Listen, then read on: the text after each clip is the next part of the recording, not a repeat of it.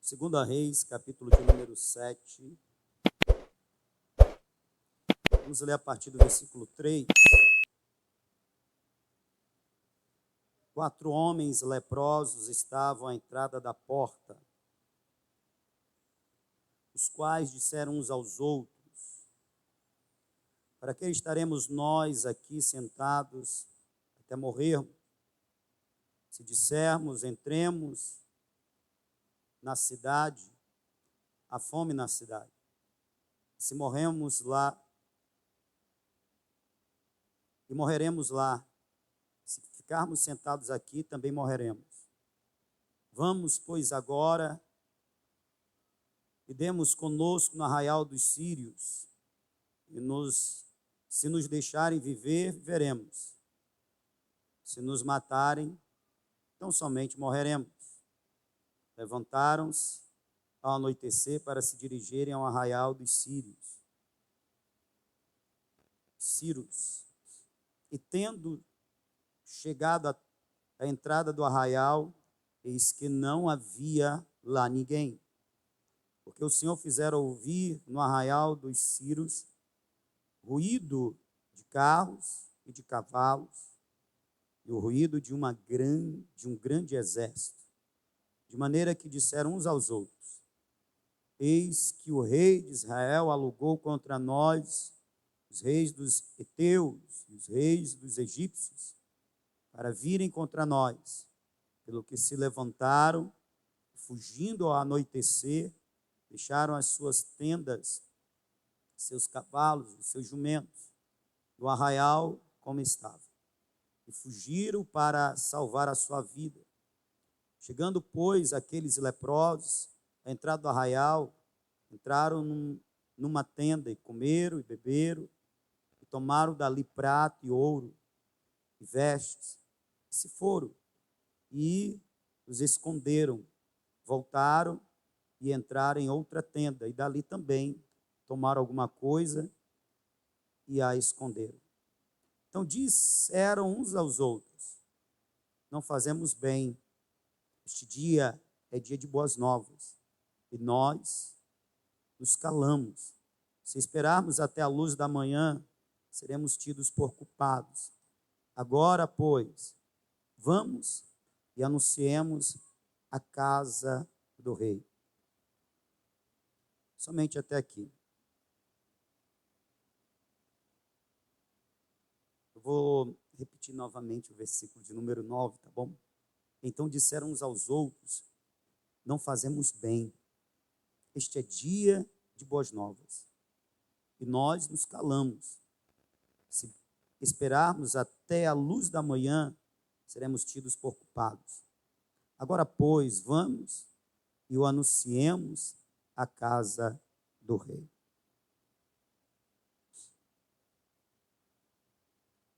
Eu quero fazer um resumo desse evento, para a gente entender a palavra de hoje. Estava acontecendo um cerco em Samaria, capital do Reino do Norte.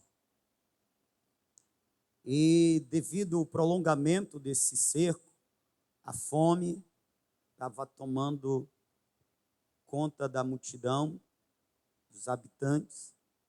E a fome era tamanha, que até canibalismo estava acontecendo. Ao ponto de 2 mães concordarem em sacrificar os seus filhos para comerem os seus filhos. E tendo uma delas cumprido a sua parte, a outra não cumpriu, então levaram o caso ao rei. O rei desesperado foi até o profeta Eliseu. E o rei colocando a culpa no profeta Eliseu. Isso é por causa do nome de Deus. Deixa que era por causa dos pecados do rei e da nação. Enfim, quando chegaram ao homem de Deus, ele profetizou que num outro dia na mesma hora, haveria comida em abundância e a preço bem barato, quase de graça. O comandante do exército, o rei, duvidou e disse: nem se Deus abrisse portas, janelas nos céus, isso não tinha como acontecer. Pelo que o profeta disse: você vai ver, mas você não vai desfrutar. Amanhã é essa hora. Realmente, o que ele profetizou era um milagre. Não tinha comida. E num cerco, ninguém podia sair e logo, quem saísse não entrava, porque era assassinado. Não havia comércio.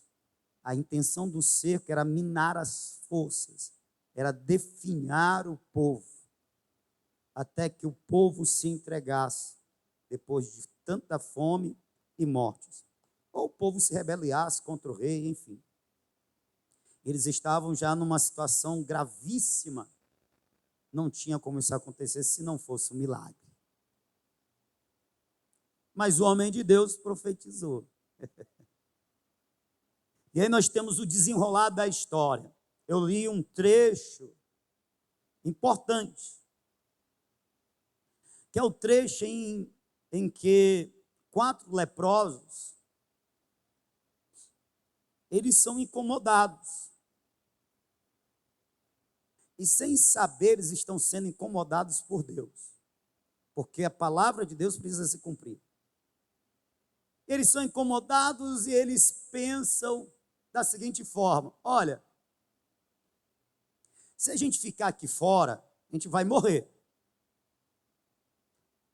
Se a gente se aventurar no arraial dos sírios, a gente pode morrer também.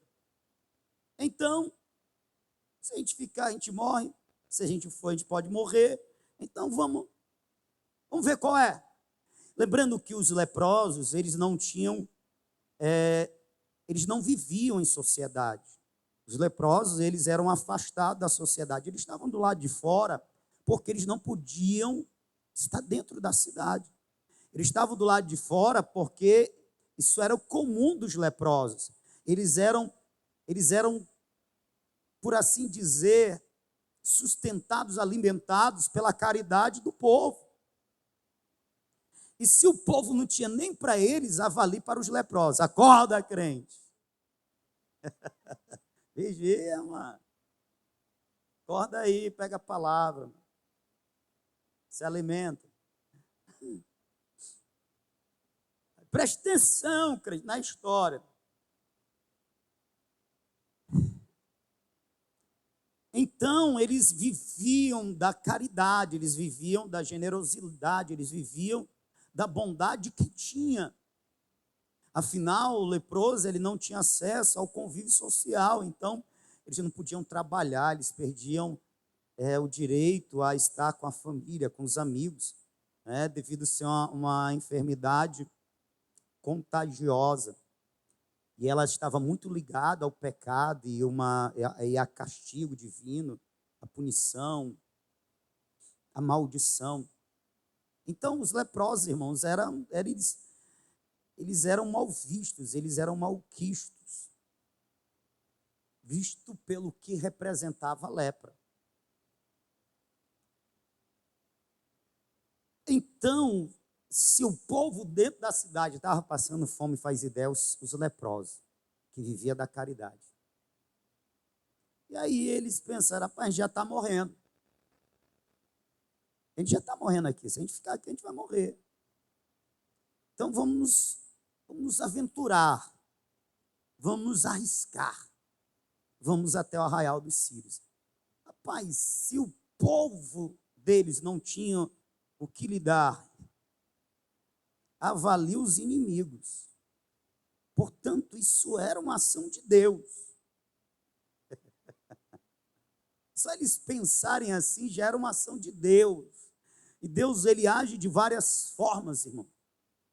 Deus fala claramente. Deus fala através de sonhos, através de visões, através da pregação da sua palavra, através da leitura e a meditação na palavra, mas Ele também fala desta maneira, nos impelindo, nos impulsionando, nos tirando do comodismo, do conformismo, da mesmice, sem a gente nem saber que há ali uma ação divina. E tanto era ação divina, que eles, quando chegam no arraial dos sírios, que a intenção do arraial o que é? Nós estamos cercando a cidade, ninguém entra, ninguém sai, ninguém negocia, não entra água, não entra alimento, o povo vai defender, vai morrer.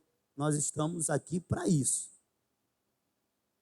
Quando eles chegam, aí eles não vêem movimentação, aí entram numa tenda, encontram comida, encontram riquezas, encontram vestimenta, e eles comem, que se fartam, e encontram água, tudo o que eles precisavam, eles encontram, e que fartura. E aí eles vão para outra tenda do mesmo jeito. Agora, que incrível, que incrível. Enquanto eles estavam indo em direção ao arraial, Deus fez com que os sírios ouvissem uma marcha de grande exército. Eram 4 homens, maltrapilhos, moribundos, leprosos, famintos, andando. Como é que esses homens estavam andando? Ninguém nem sabe, mas muito provavelmente. Mas esse andar fragilizado de quem está cansado, de quem está faminto, mas porque está numa direção divina, faz com que os inimigos do povo de Deus ouçam como um grande exército numeroso e poderoso marchando para a guerra. Irmãos, se a gente pensar, não é assim que acontece? Tem algum fortão aqui? Tem algum fortão aqui? Tem algum fortão aqui espiritual? Tem algum saradão aqui espiritual? Tem algum malhadão aqui espiritual? Todos nós somos frágeis, somos pequenos. Mas é na nossa fragilidade que se manifesta a força e o poder do nosso Deus.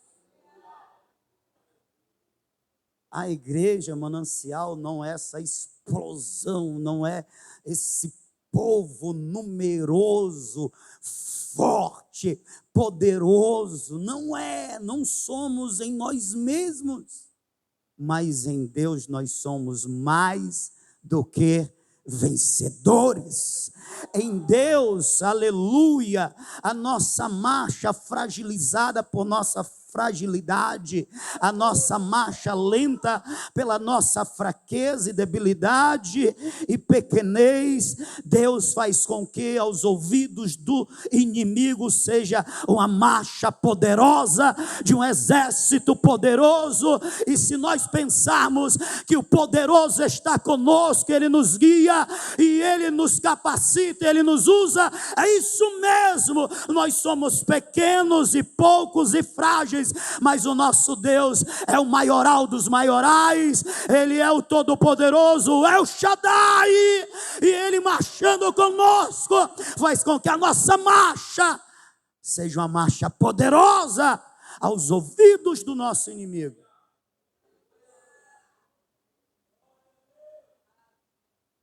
Por isso nós não precisamos esperar que sejamos poderosos para fazer algo poderoso para Deus. Nós devemos esperar no poder dele, sempre.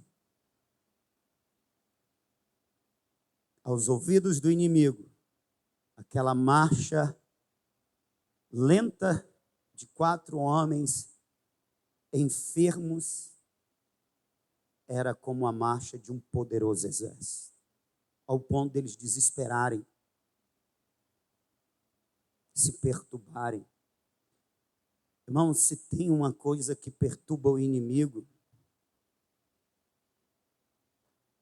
se tem uma coisa que causa no inimigo receio,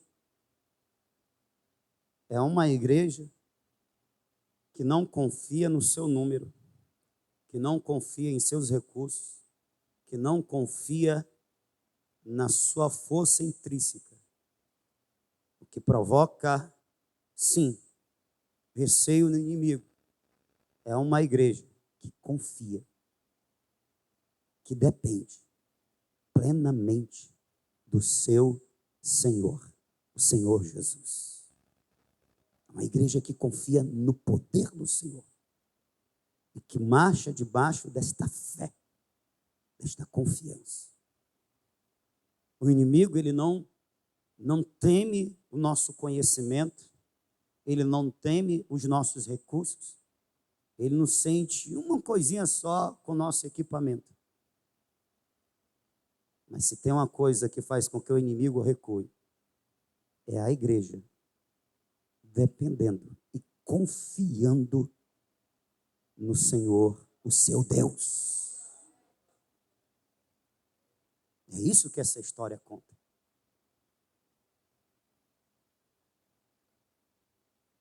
Era tão de Deus que a caminhada desses homens pareceu aos ouvidos do inimigo uma marcha de um grande e poderoso exército. Por isso eles fugiram.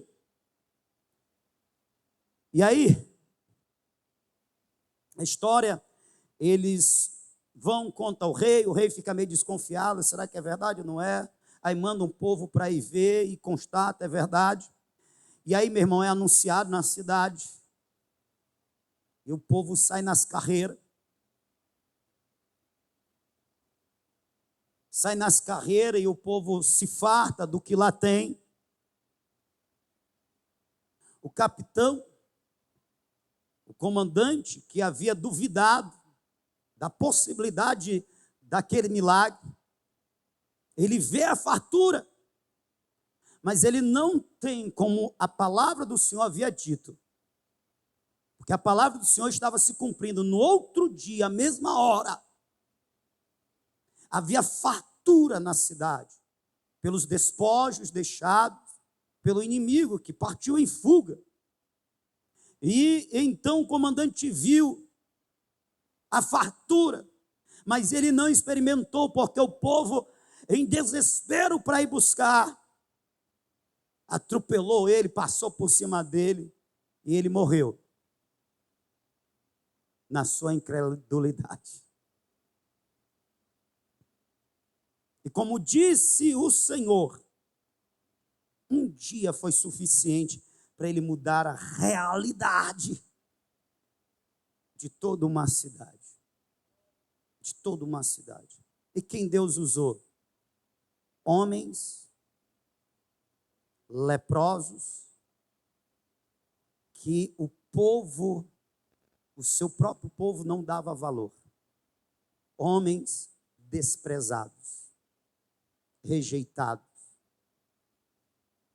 os incertos, quem não daria nada por eles. Agora, o que me chama a atenção é a consciência desses homens. Porque eles dizem, não é certo o que nós estamos fazendo. Então disseram uns aos outros, não fazemos bem.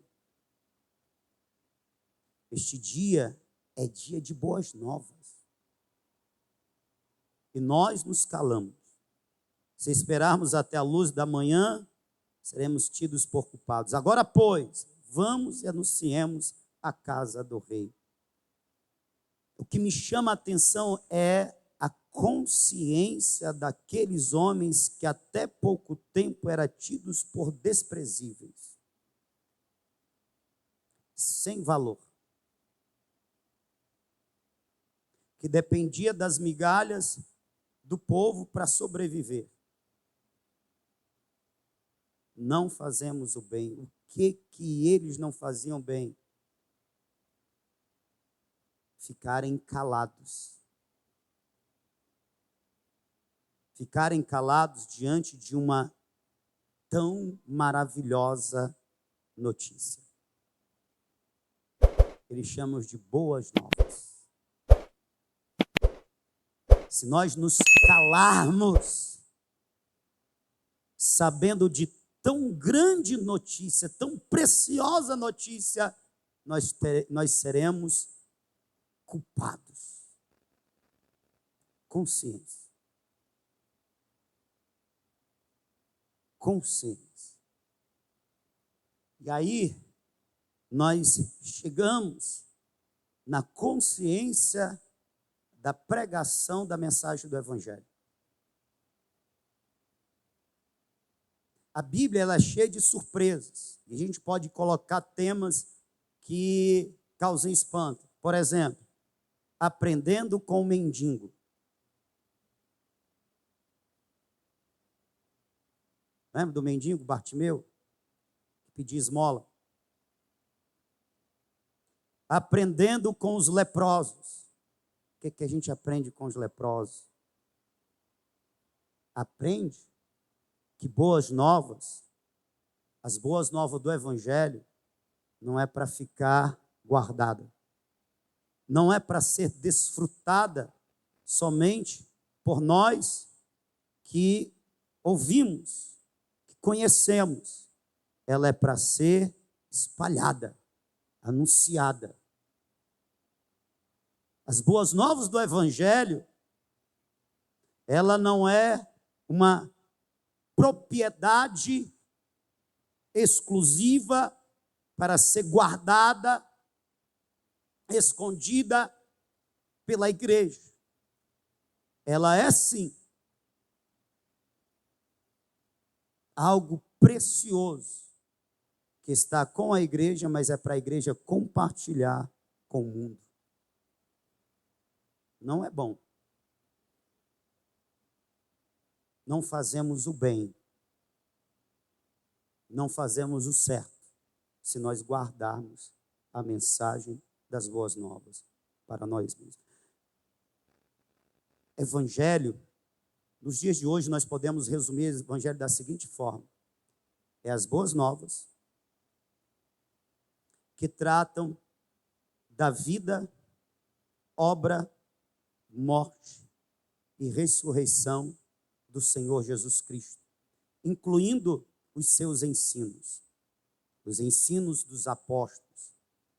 As boas novas, portanto, falam da vida de Jesus, do Senhor Jesus, dos ensinos do Senhor Jesus, da obra vicária do Senhor Jesus Cristo, da salvação que é possível mediante ao que o Senhor Jesus fez na cruz do Calvário. Portanto, o Evangelho, na sua simplicidade, fala da morte expiatória de Jesus para nos dar salvação. Na sua complexidade, fala da vida do Senhor Jesus e dos seus ensinos, de como nós que fomos alcançados por esse Evangelho devemos viver, inclusive compartilhar.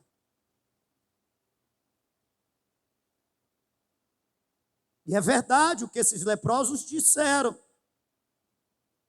Não fazemos bem se nós nos calarmos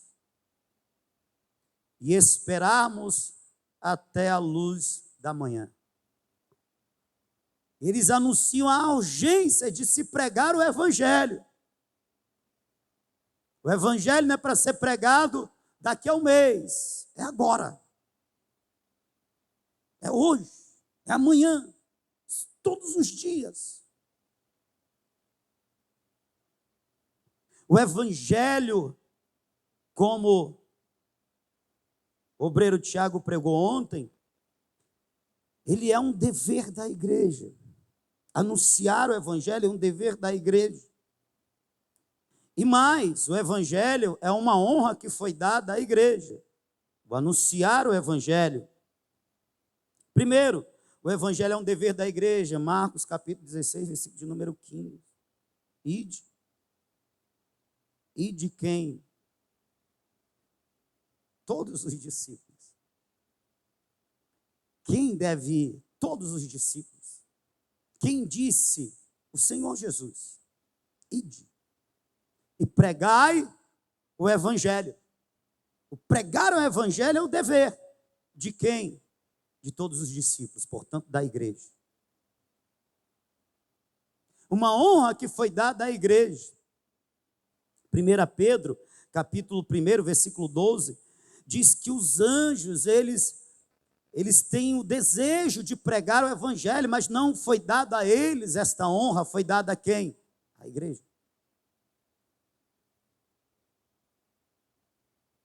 O apóstolo Paulo, escrevendo aos Romanos, capítulo de número 15, versículo de número 16, ele fala do dever sagrado de pregar o evangelho. É um dever sagrado para ser ministro de Cristo Jesus entre os gentios, ministrando o evangelho de Deus. Eu não gosto dessa tradução. Gosto da minha tradução.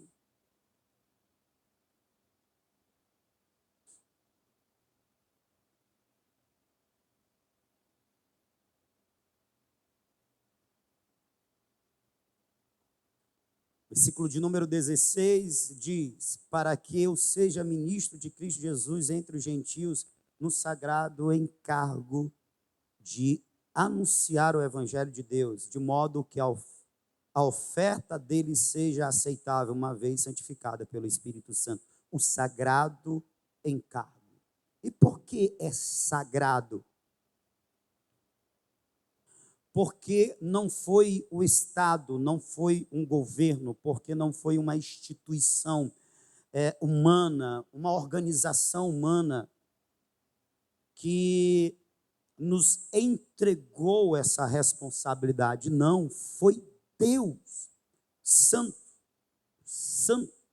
E o que é de Deus é santo, o que é de Deus é sagrado. Portanto, a ministração, o ministério de pregar o evangelho é algo sagrado, pois nos foi dado pelo santo. Não foi uma instituição. A igreja, ela recebeu esta tarefa como ofício sagrado, e a gente pode comparar com os sacerdotes da antiga aliança que receberam o ofício sagrado de ministrar diante de Deus. O povo tinha acesso a Deus, ao santo, por meio do ministério dos sacerdotes. O mundo, os pecadores, os ímpios, os que estão distantes, têm acesso a Deus nesta nova aliança através do ministério sagrado de anunciar o evangelho. Através do evangelho, nós tiramos pessoas que estão lá nas trevas, sob o domínio de Satanás, e a transportamos para o reino de luz do Senhor Jesus Cristo. Nós aproximamos os que estão distantes. Por isso é sagrado. É de Deus. Veja, você recebeu algo de Deus. Deus conta com você. Hoje eu estava refletindo sobre os 40 dias que o Senhor Jesus esteve ainda na terra pós-ressurreição. Ele passou 40 dias até ser assunto aos céus. E ele frequentemente visitava os discípulos, os apóstolos.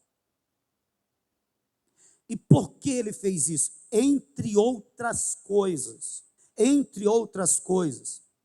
para lembrá-los, para renovar neles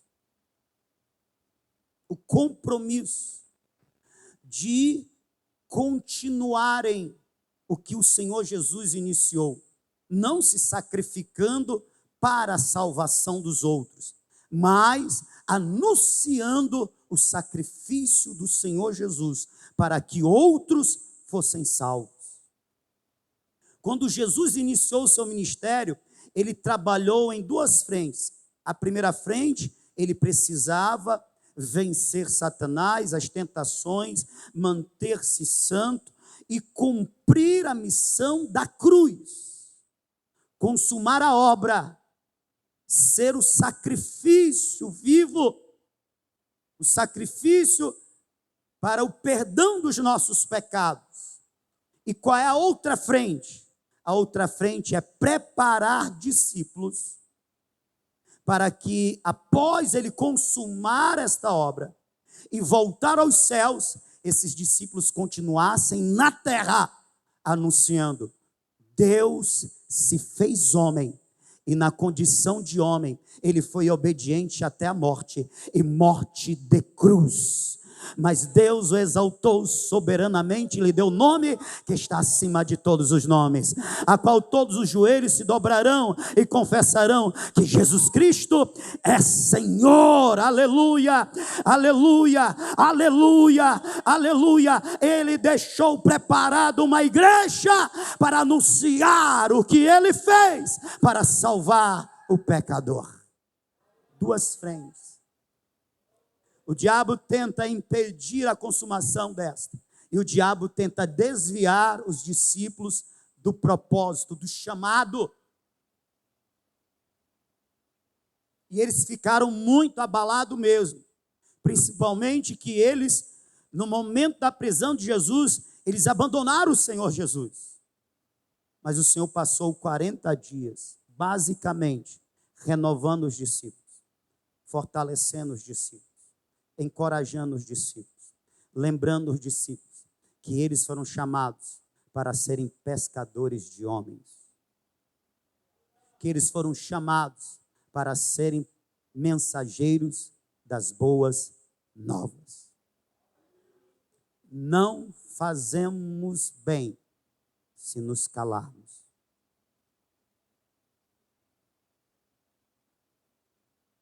Então preste atenção, já disse que é um mandamento. Eu já disse que é uma honra, visto que nos foi dado, é um ministério sagrado. Agora deixe-me te dizer outra coisa. Deveria ser para nós uma missão de vida, para a vida.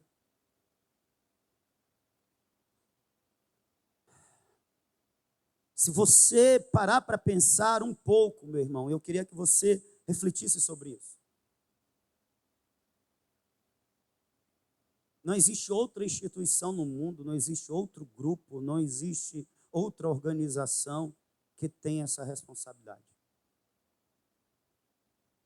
Somente a igreja. Deus não confiou a nenhum outro. Confiou a nós, a igreja. Eu já comecei a mensagem dizendo, não precisa ser muitos, nem precisa ter muitos recursos, não precisa ser forte, precisa somente ter a consciência de que essas boas novas não é para ser guardada, ela é para ser anunciada.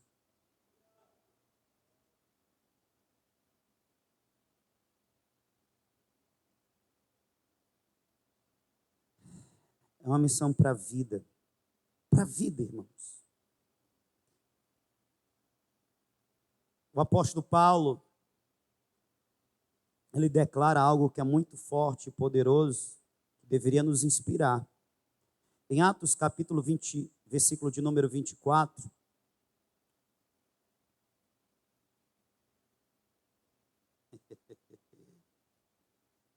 Eu estou rindo aqui porque eu ando num dilema.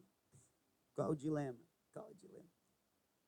Se a gente deixa aqui os textozinhos, se a gente tira, que é para os crentes voltar a manusear a Bíblia. Porque colocando aqui é bom. Mas também o povo voltando a manusear a Bíblia, se acostumando a andar com Bíblia novamente. Eu acho que ainda é melhor ainda. Mas eu ando nesse dilema. E aí eu citando o texto aqui, eu sei que o menino lá é mais rápido, né? Aí os crentes já estão até se acostumando. Para que abrir a Bíblia? Vai estar aqui. Ó.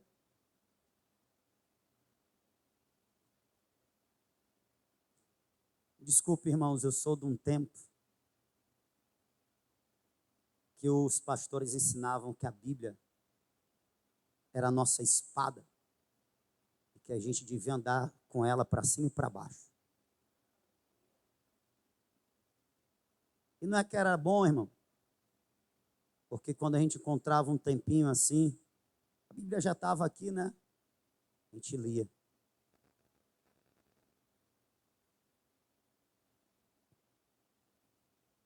Hoje em dia, a Bíblia pode vir para cá, né?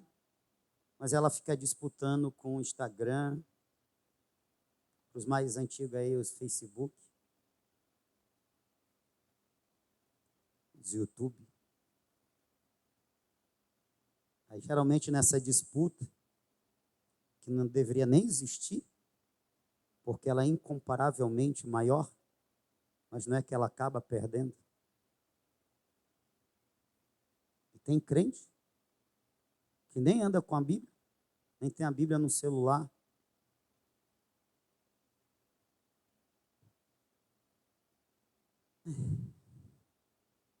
É uma crítica, né? A gente meditar um pouco. Atos, capítulo de número 20, versículo de número 24, o apóstolo Paulo diz, eu estou falando que pregar o evangelho é uma missão para a vida. Mas em nada tenho minha vida por preciosa, contanto que eu cumpra com alegria a minha carreira e o ministério que recebi do Senhor Jesus para dar testemunho do evangelho da graça de Deus. Para dar testemunho do evangelho da graça de Deus. A minha vida não é preciosa. Eu não tenho a minha vida por preciosa. Desde que eu cumpra a minha missão de vida. Apóstolo Paulo, qual é a sua missão de vida? Anunciar o evangelho. Anunciar o evangelho.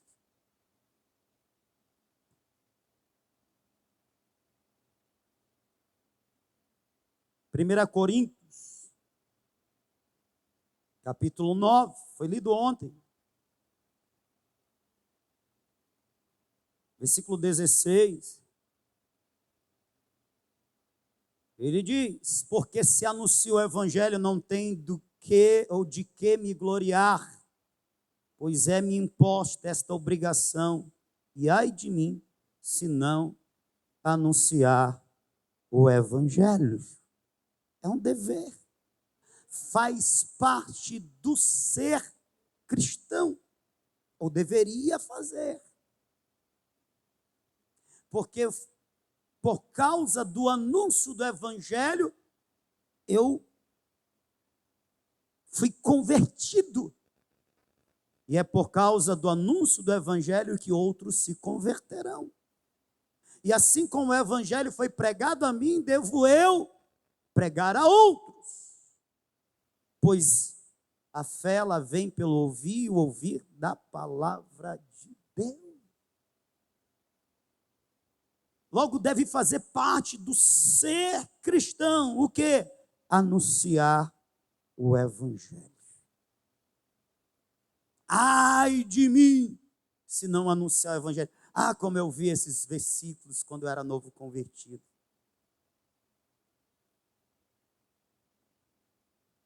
Eita, irmão, se garante, ó, é pregador. Não, meu irmão, eu não tenho do que me gloriar se eu estou pregando. Isso faz parte do ser cristão. É um dever de todo cristão. Portanto, ai de mim. Porque que cristão sou eu se eu não prego o evangelho?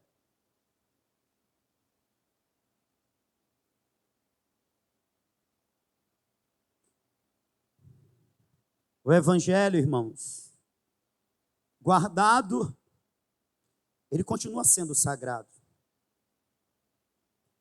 Agora, ele pregado, ele é sagrado e poderoso. Poderoso, poderoso, poderoso, poderoso. O evangelho, ele é o poder de Deus. Romanos, capítulo 1, versículo de número 16. Sabe, eu costumava dizer que se a igreja quer ver milagres, se a igreja quer ver o sobrenatural, ela tem que sair das quatro paredes, ela tem que ir para as ruas, ela tem que anunciar o evangelho. Porque quando nós anunciamos o evangelho, nós trazemos ao mundo o poder de Deus. O poder de Deus se manifesta.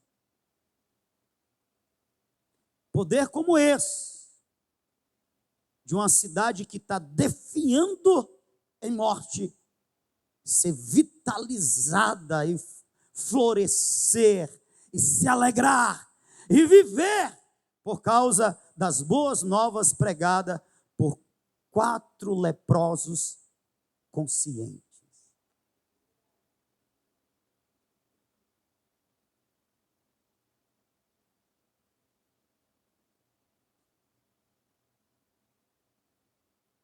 Porque não me envergonho do evangelho de Cristo, pois é o poder de Deus para a salvação de todo aquele que crê, primeiro do judeu e também do grego. Porque não me envergonho do evangelho. Tem gente que tem vergonha do evangelho. Tem gente que não prega, não é por timidez, é por vergonha. É por vergonha do que a fé evangélica expressa, no que a fé evangélica está firmada, nos valores cristãos. Tem gente que tem vergonha. Tem gente que não tem vergonha, portanto, é sem vergonha de receber as graças, as benécias, as bênçãos, oriundas da cruz de Cristo, mas é envergonhado quando é pelo Senhor Jesus convidado a anunciar as boas novas. Como isso pode? Isso está certo? Alguém tem vergonha de ser salvo? Alguém tem vergonha da promessa de morar na eternidade com Deus? Mas de anunciar essa fé? Tem. Está certo isso? Está certo a gente ter vergonha da cruz? Se na cruz, Deus, na condição de homem, ele foi exposto nu na cruz. Isso está certo, a gente se envergonhar dele, se ele não se envergonhou de nós.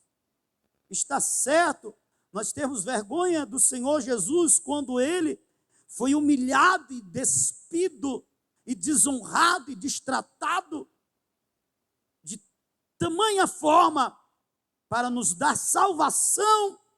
É justo isso? É certo isso? Nós nos envergonharmos da cruz do nosso Cristo, se ele se expôs à vergonha pública por nós, ele não se envergonhou por nós, e nós temos vergonha dele. Isso está certo?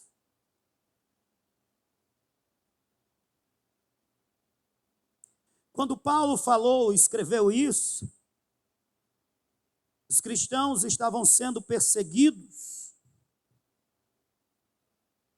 os cristãos estavam sendo massacrados.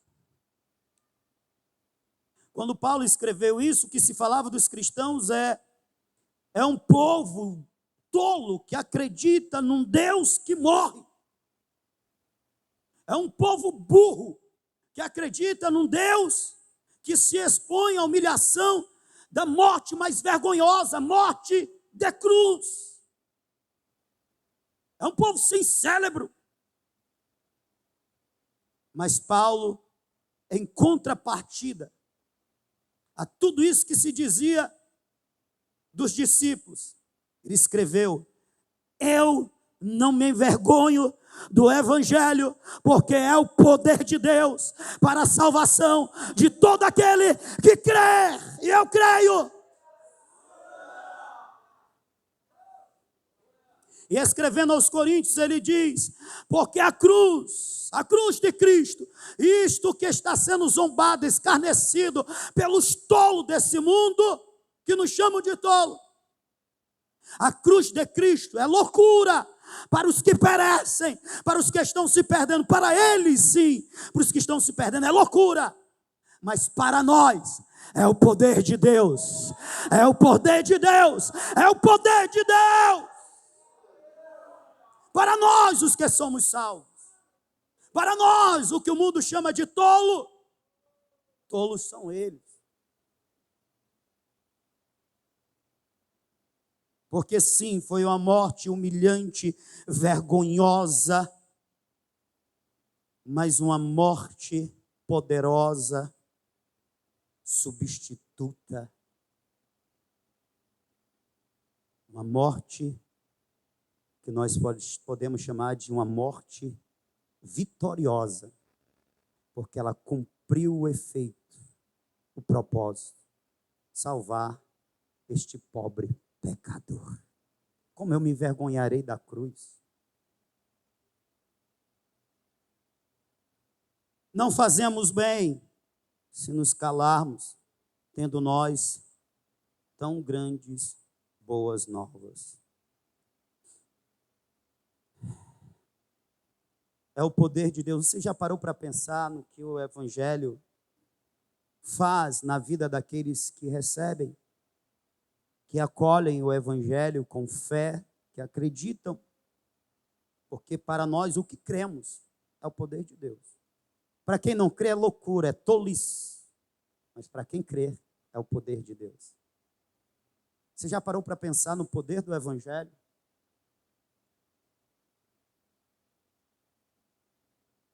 De novo, aquela cidade foi transformada de um dia para a noite, porque uma boa nova chegou a eles.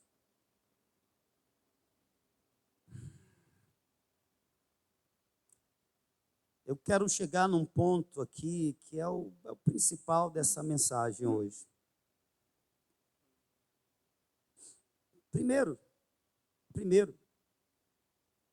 esse poder do Evangelho, ele se vê na transformação de vidas, na mudança da realidade. Em Lucas capítulo de número 8, 35, o Evangelho foi pregado a um homem que estivera anos preso, possuído por demônios, portanto, com uma vida desgraçada, totalmente desgraçada, portanto, sem vida, pois não tinha mais família, não tinha mais emprego, não tinha mais honra, não tinha mais lugar na sociedade, porque os demônios lhe tiraram tudo isso. Você está me ouvindo? Diga amém. Olha o poder do Evangelho. Eu queria ler com você o versículo 35.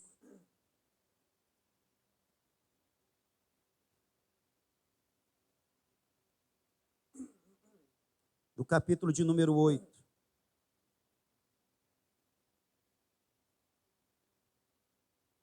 E saíram a ver o que tinha acontecido e vieram ter com Jesus. Acharam então o homem de quem havia saído os demônios, vestido e em juízo, assentado aos pés de Jesus, e temeram.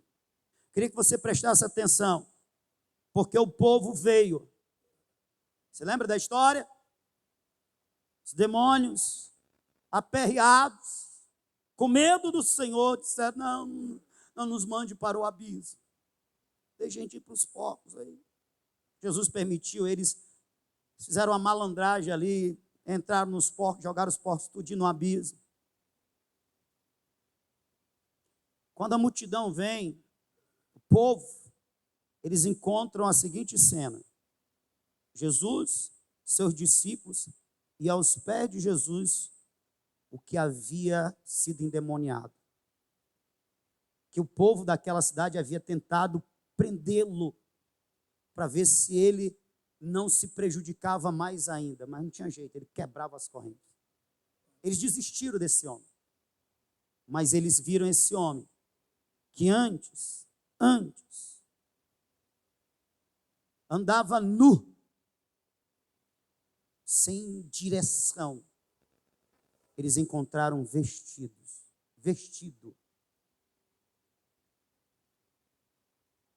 Um homem possuído por demônios, portanto, sem consciência, que andava como um lunático. Eles viram este homem em perfeito juízo. Esse homem que andava errante, pois não tinha uma vida, pois ela era controlada por demônios, os demônios desgraçavam essa vida. Ele andava pelos sepulcros, ele andava pelos montes, gritando, sem direção. Eles encontraram sentado aos pés de Jesus. Que transformação radical.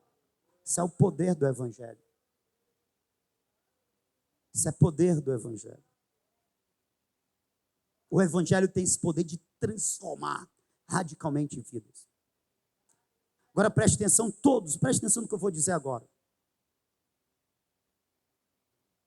Eu não vou citar nomes, mas eu estou falando diretamente para você.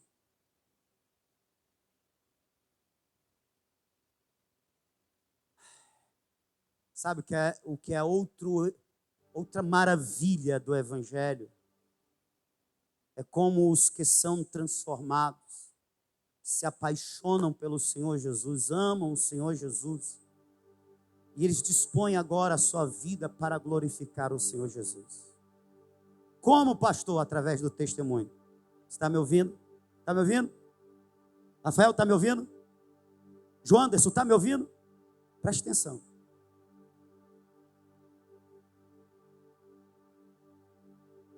Os leprosos tiveram consciência de que a gente tem em mãos é poderoso para salvar toda aquela cidade. Não fazemos o bem se nos calarmos. Não fazemos o bem se adiarmos, se deixarmos para outro dia. Esse homem aqui disse, Senhor, deixa eu ir contigo. O Senhor virou-se para ele e disse, não, vai aos teus e anuncia quão grandes coisas fez Deus por ti. E ele saiu. Sabe o que é o lindo da história? Jesus disse, vai aos teus, tua família, os teus vizinhos, os teus amigos da tua cidade. Sabe o que é que a Bíblia diz? Que ele foi por toda a Decápole. Ele não se conteve em guardar aquelas boas novas e anunciar somente para a sua família, somente para os seus vizinhos. Ele saiu por todas as cidades que ele conhecia, anunciando, ei, eu era um endemoniado, minhas correntes me aprisionavam, eu não tinha vida, mas o Senhor da vida me encontrou. É mesmo, tu era um endemoniado, nem parece, é verdade. Quando Jesus entra numa vida, a gente é transformado de uma tal forma que a gente nem se parece que um dia já fomos. Irmão, nós temos testemunhos aqui tão poderosos de pessoas que se esconderam debaixo de uma cama para não morrer, e o cara atirou tudo o que tinha na pistola e nenhuma bala pegou nessa pessoa. Nós temos pessoas aqui que foram presos, eram ladrões, eram terríveis. Jesus, como fez com aquele endemoniado,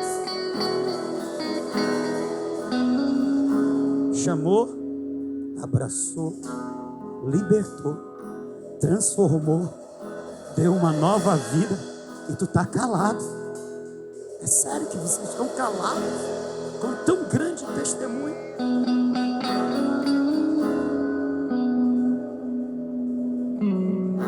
Eu fico tão feliz, irmão, quando eu digo às vezes que a Cláudia, eu era de gangue, era de briga, violenta.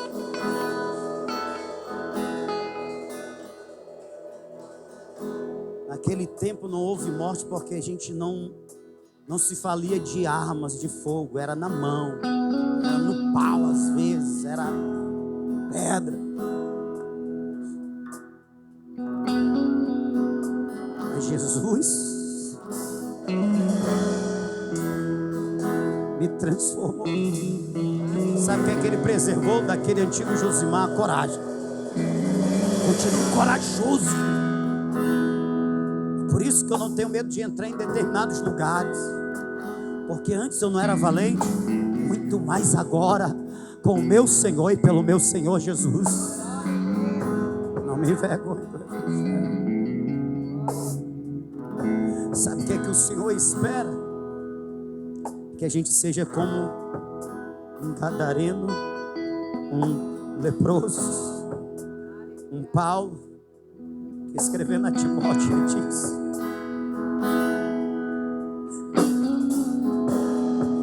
1 Timóteo, capítulo 1, versículo 15. Sabe, grande é a fidelidade, a misericórdia de Deus, porque o Evangelho alcançou a mim, pior de todos os pecadores. Isso se vê o poder de Deus. De ter pegado um pecador como o apóstolo Paulo, que irado perseguia a igreja, arrancava os crentes de dentro das casas, surrava os crentes, ele batia nos crentes até que os crentes negassem o Senhor Jesus. Ele disse: eu sei quem eu era, eu sei o que eu fiz contra o meu Senhor, e eu sei o que o meu Senhor fez a mim. Por isso que eu não me envergonho do Evangelho. É por isso que eu não tenho a minha vida por preciosa, contanto que eu cumpro essa missão, com a missão de pregar o Evangelho. Eu sei o que eu fiz contra o Evangelho, mas eu sei o que eu estou determinado a fazer em favor do Evangelho.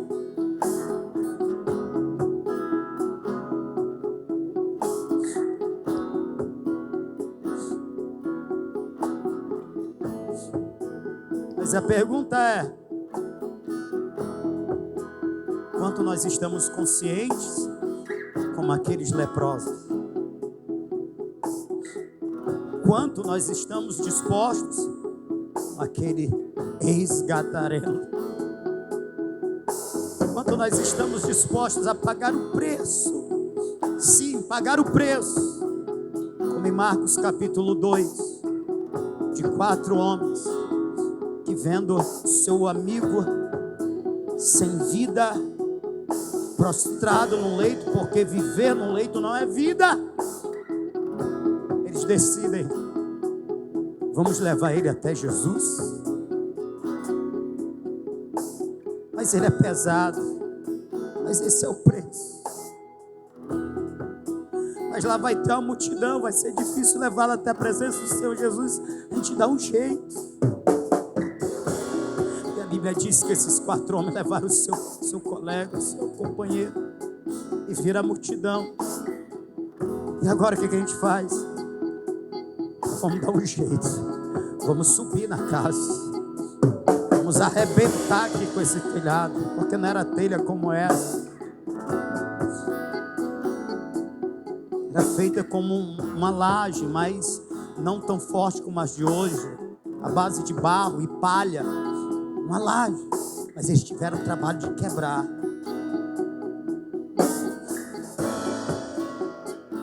Eu imagino o povo dentro da casa, Jesus lá cercado por todo mundo. Quando o barulho começou, o povo assustado. Quando começou a cair a poeira, cair pedaços de barro.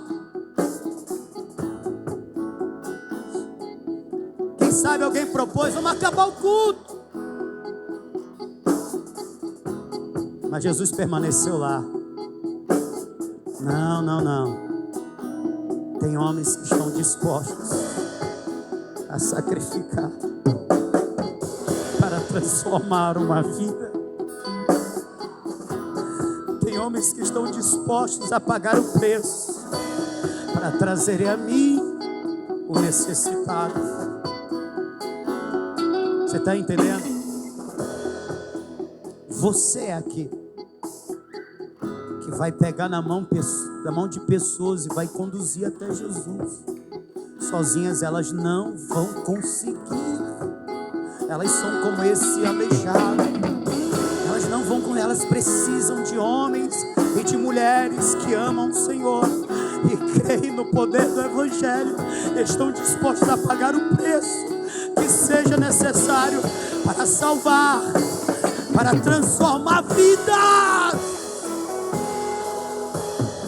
E o Senhor, a Bíblia diz que eles desceram. E o Senhor Jesus não viu a fé daquele que estava no leito. Ele olhou para a fé daqueles homens e disse: teus pecados estão perdoados. Levanta. Eu levantando é ter uma nova vida. Tem a vida transformada, tem a vida curada, porque eu sou o Senhor da vida. Levanta, levanta dessa vida sem graça, levanta dessa vida de morte, levanta para o novo viver. E eu faço isso porque eu tenho visto a fé dos teus amigos, eu tenho visto o que eles fizeram para te trazer até mim.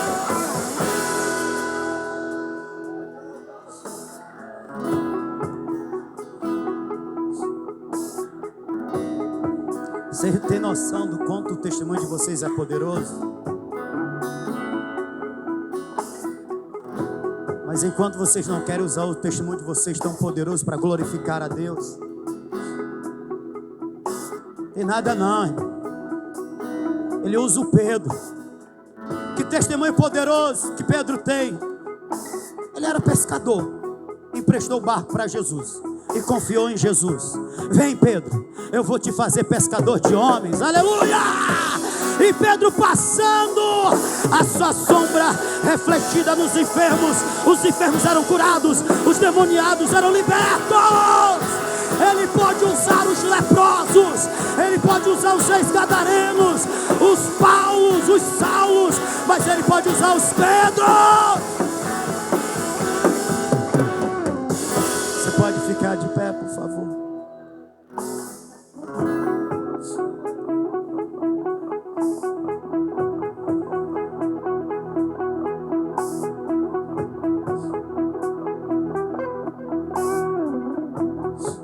Aleluia.